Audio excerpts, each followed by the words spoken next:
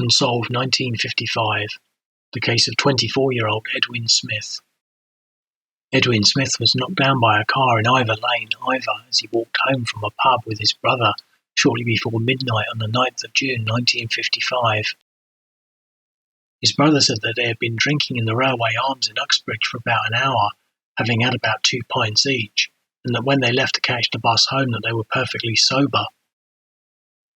He said that they had got the bus from Uxbridge station, but got off on the wrong stop at Ivor Lane by mistake, and had to walk the remaining half a mile home along Ivor Lane in Ivor. It was noted that there was no pavement on the side of the road where they were walking. They had lived in a caravan site in Ford Lane, Ivor. Edwin Smith's brother said that he was walking a few yards ahead when he heard a car approaching from behind, and so they walked in single file.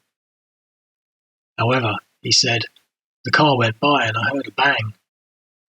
My brother was lying in the road with his arms out. The car stopped and a man with glasses got out. He said to me, "What went wrong?" I told him, "You have killed my brother." He said he would fetch the police. He drove off and I never saw him again.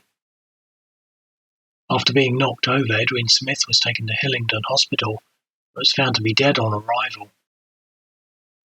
At Edwin Smith's inquest, his brother described the man that had been driving the car that hit his brother as tall and elderly. The police said that a broadcast for the elderly man and his car was made, but that there was no response.